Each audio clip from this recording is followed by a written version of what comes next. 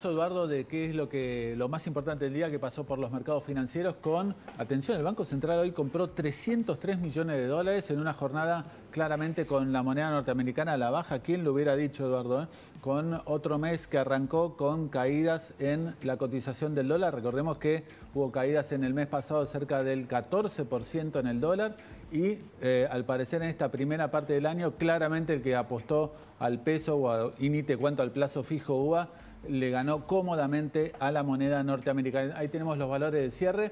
El contado con liqui operando a 1.065. Recordemos que llegó a cotizar a 1.300 el contado con liqui. Dólar MEP 1.031 y el libre, el ex blue, 1.015. Hay que tener en cuenta que los mercados... ahí tenemos mi riesgo país que cayó mucho hoy por debajo de los 1.600 puntos, 1.590. Los mercados miran dos cosas puntualmente. Lo que va a pasar en la situación fiscal y el hecho de que avanzara o quizás haya más probabilidades de que se dé vuelta la rebaja del impuesto a las ganancias sancionada el año pasado y que las provincias ahora quieren volver a imponer, y ello mejora un poco las cuentas públicas. Y tema número 2, la inflación.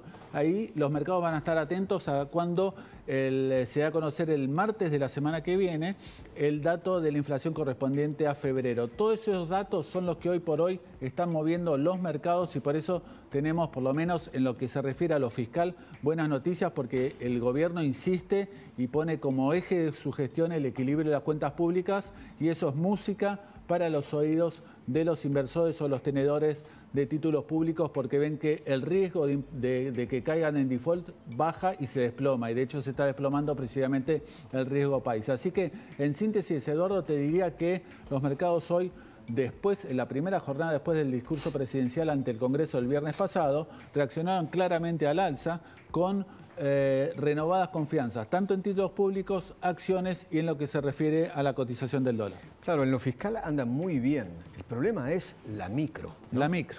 La microeconomía, el metro cuadrado de la gente, el día a día de la gente, es muy, pero muy preocupante. Difícil. Muy difícil. En estos momentos hay un parate generalizado, hay recesión, hay desempleo, cada día más gente se está quedando sin trabajo, hay bajo consumo. La importancia de cambiar la ley laboral rápido, para aquellos que hoy están en situación de desempleo, rápidamente encuentren empleo en el sector privado. Totalmente. Es fundamental, porque hoy si no es lo que decían recién. A nadie.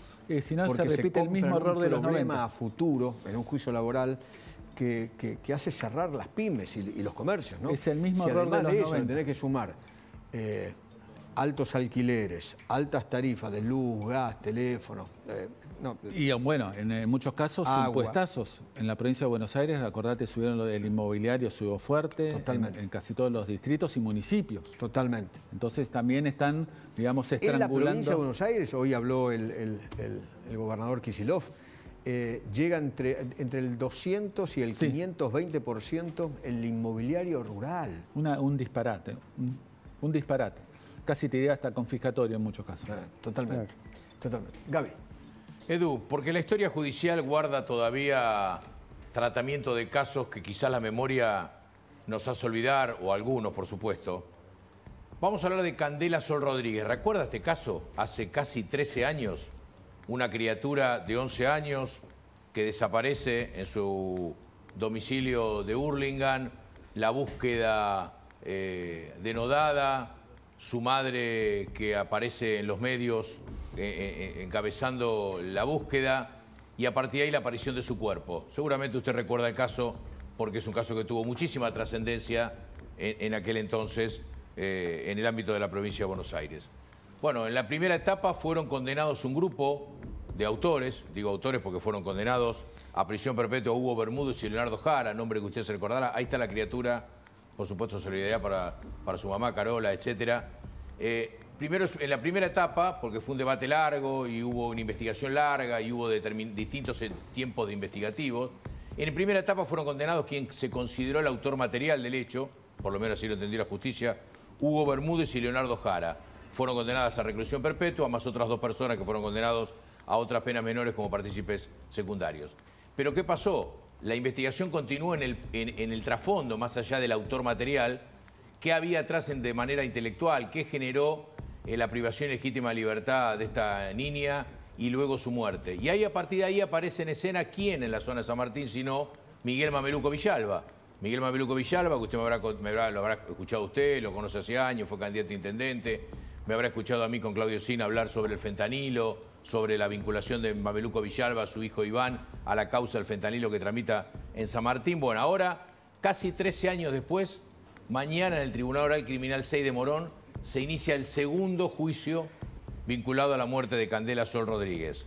Esto fue cometido en agosto del 2011 en Villa Tesey, ahí fue donde fue hallado el cuerpo. Mameluco Villalba está alojado en el Complejo Federal Penitenciario de Seiza, es uno de los que va a estar en la banquilla de los acusados. Según la acusación de Mario Ferrario, que fue el fiscal de primera instancia, participaron, más allá de quienes nombré, Miguel Mameluco Villalba, el Topo Moreira, el Carpintero, etcétera, etcétera. Bueno, todos ellos estarán mañana, salvo Villalba. El resto está en libertad, llega en esta etapa, por supuesto, en libertad. Es un tribunal oral criminal de la provincia de Buenos Aires. El debate empieza mañana, 9:30 de la mañana. 13 años pasaron desde que este hecho ocurrió, o por lo menos se tomó conocimiento de la muerte y la aparición sin vida del cuerpo de esta criatura.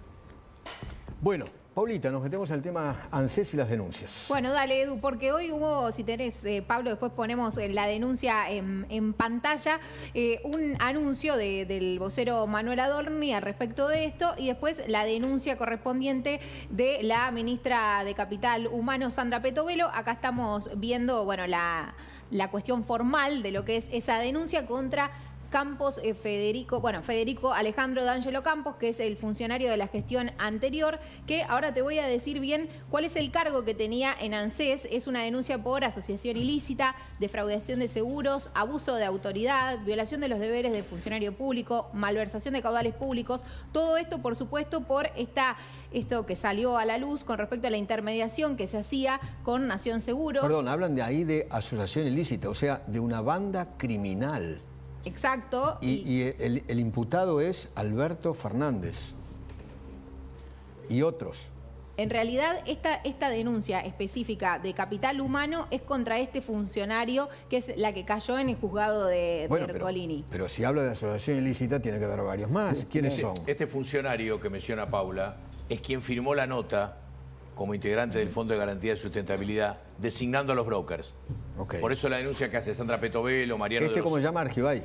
No, D'Angelo. D'Angelo. No, Argibay era un funcionario de Nación Seguro. Eso. Hay tres denuncias que van a caminar en forma paralela, con Julián Ercolini como juez, Ramiro González hasta el 14 de marzo, que vuelve Carlos Rívolo y va a ser el fiscal de la causa. Ok, pero en esta causa, donde se habla de asociación ilícita, en esa asociación ilícita, ¿ingresa Alberto Fernández, sí o no? Sí, en la descripción de la denuncia, no en la carátula. No en la carátula. No en la carátula. Porque hay una denuncia pero anterior. sí en la descripción. Claro, porque hay una y denuncia. El jefe sería Alberto Fernández, correcto, que es la máxima autoridad. Porque hay de la tres nación. denuncias. Silvina Martínez es una, que estuvo con nosotros y nos contó, que tiene que ver con Nación Seguros, Alberto Pagliani, Alberto Fernández, etc. Y después otra denuncia que es de Juan Manuel López y Pablo Oliveto. Ok. Y a esta es la que se suma desde el Ministerio de Capital Humano, Sandra Petovelo. Ahora, en esta de Sandra Petovelo le tira el Código Penal por la cabeza. Es exdirector general de operaciones del Fondo de Garantía de Sustentabilidad de ANSES. Ahí está. Que no es la calificación inicial que le dio por ahora Ramiro González. Claro, por eso. Ramiro González imputó. Esta es la primera vez que yo veo asociación ilícita en este caso. Ella denuncia, perdón, para aclararlo, ella denuncia a este hombre y después también dice la denuncia que presentó el Ministerio de Capital Humano contra esta persona y o contra todo funcionario público, persona humana, jurídico que pudiera haber participado en cualquier carácter de las maniobras delictivas. Ok. Pero es una causa que por conexidad, como se dice en términos jurídicos, va de la mano pegada a las otras dos. A las otras, claro. A la de Silvina Martínez y a la de Paula Oliveto. Las tres causas caminan juntos, ya hubo requerimiento, imputado Alberto Fernández y Pagliano. Bueno, ahora veremos, por supuesto, cómo avanza la investigación. Sí, esta fue Ercolini. Sí. Adorni decía esto sobre este tema. En otro orden de cosas, comunicarles que el Ministerio de Capital Humano presentó una denuncia contra los responsables de la anterior gestión de ANSES por los siguientes cargos: fraude a la administración pública, abuso de autoridad y violación de los deberes del funcionario público, negociaciones incompatibles con el ejercicio de la función pública, tráfico de influencias y malversación de caudales públicos.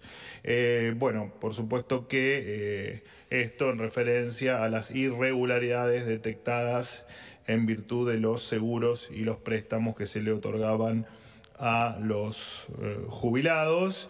Y bueno, esto gira en torno a la política de austeridad y transparencia que se ha anunciado para toda la administración pública. El impoluto de Alberto Fernández. No, corrupto yo no, de ninguna manera. Veremos, a ver qué dice la justicia, veremos. Por ahora usted es un supuesto corrupto, veremos. Hoy debuta Carlos Pañi. Hoy aquí a las 10 de la noche, en La Nación Más, debuta este año otra vez Carlos Pañi. Yo tengo entendido que Carlos tiene informes de la secretaria, de cómo la secretaria apretaba para su marido Martínez Sosa. Yo le diría, no se pierda el programa de esta noche de Carlos Pañi. Atención porque puede haber algunos datos muy importantes esta noche. Hoy vuelve Carlos Pañi. Bueno, muy bien, señores. Pablo Corso, ¿qué tal? ¿Cómo va? ¿Cómo te va, Eduardo? Muy buenas tardes. Empieza Expo Agro, es la feria más importante de la agroindustria y los agronegocios de la Argentina y Latinoamérica en San Nicolás. Estamos trabajando en el autódromo de la ciudad, muy cerquita, a pocos kilómetros de Rosario, provincia de Santa Fe, pero con una fuerte sintonía, fuerte peso, Eduardo, de la política. Mañana la inauguración oficial con la presencia ya confirmada del presidente Javier Milei cerca del mediodía, pero hoy, en minutos más, una cena muy importante de componente político. Bien lo decían, ¿no? En la previa de la convocatoria de los gobernadores en Casa de Gobierno, 4 mandatarios provinciales van a estar a partir de las 8 de la noche, aquí también en Expo Agro, en una cena inaugural. Estarán confirmados Maximiliano Puyaro de Santa Fe, Rogelio Frigerio de Entre Ríos y también Martín Yarlora de Córdoba. Y hace instantes me confirmaron la presencia que no estaba en agenda del gobernador bonaerense Axel Kicillof, que va a llegar en minutos vía helicóptero desde La Plata luego de la apertura de sesiones en la legislatura local. Y te muestro un poquito porque hoy es la escena, ¿no? Aquí van a estar algunos mandatarios, funcionarios del gobierno nacional, de empresas muy importantes de la Argentina y algunos detalles, Eduardo, mientras que vemos un poquito del catering que van a empezar a degustar en minutos algunos gobernadores. ¿Qué pasa mañana en la inauguración oficial? Podemos decirle que va a haber una inauguración oficial y otra blue. ¿Por qué?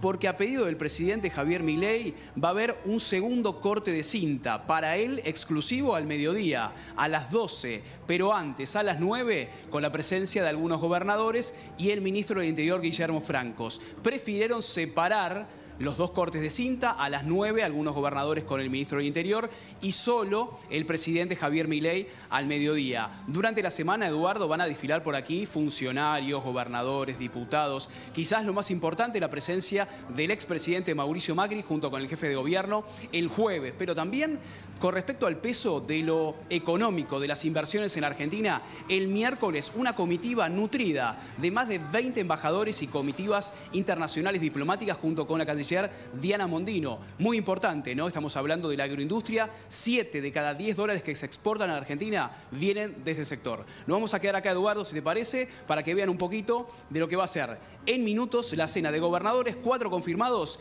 El detalle a último momento, Axel Kicillof viajando en helicóptero desde La Plata rumbo a San Nicolás. Bueno, hablando de Diana Mondino, hoy tuiteó, hace un rato, ¿no? Creo que tuiteó algo que tiene que ver con Telam. A ver, ¿cómo cierra Telam? Y sé que muchos aún se informan por ahí. Les dejo el resumen de hoy tras el discurso de Milei. Bajó 3.3 el dólar, bajó 3.2 el riesgo país, subieron las acciones, lo que contaba Willy hace un rato. El Banco Central compró 303 millones de dólares, falleció el teorema de Baglini.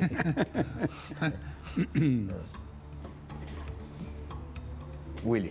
Bueno, vamos a hablar, Eduardo, de un tema que trata a los jubilados, porque realmente es uno de los sectores que ha sido más castigados en términos reales, porque han pedido un poder de compra importantísimo. En realidad vienen perdiendo desde los últimos 4 años mínimo muchísimo poder adquisitivo, sobre todo con esta inflación que se ha desbocado en los últimos meses. Pero hay que consignar que desde el gobierno seguramente lo anticipó el presidente Milei el día viernes, que de manera urgente, incluso dijo textualmente, necesitan poner una nueva ley de movilidad. Estuvieron a punto de sacarla en la primera parte del año. ¿Te acordás cuando enviaron el proyecto de ley bases y de repente el paquete fiscal lo retiró el propio gobierno? Pero en definitiva podemos anticipar, Eduardo, que seguramente en las próximas semanas, te diría de pocas semanas, 2 o 3 semanas, va a ingresar con un nuevo paquete también la nueva ley de movilidad previsional. ¿Qué quiere el gobierno? El gobierno quiere que se indexe mensualmente y que se ajuste mensualmente los haberes previsionales. Esa es la intención oficial. Recordemos que la actual fórmula, cuando la inflación va en ascenso, castiga mucho a los jubilados. Cuando la inflación va en descenso, como tiene un rezago de 3 meses, beneficia en cierta medida a los haberes de los jubilados. Así que todo esto va a estar en discusión. Podemos anticipar que va a ser una discusión bastante, como siempre, cada vez que se toca la ley de movilidad previsional, va a ser una discusión bastante tensa en el Congreso. Hablando de los jubilados, usted que es jubilado y nos está viendo, ¿no? ¿Usted sabe que es la primera vez en los últimos 4 años que el ANSES informa, revela cuánto cobra Cristina Fernández de Kirchner de jubilación? Se va a indignar. Le pagó en el último recibo, en enero, 8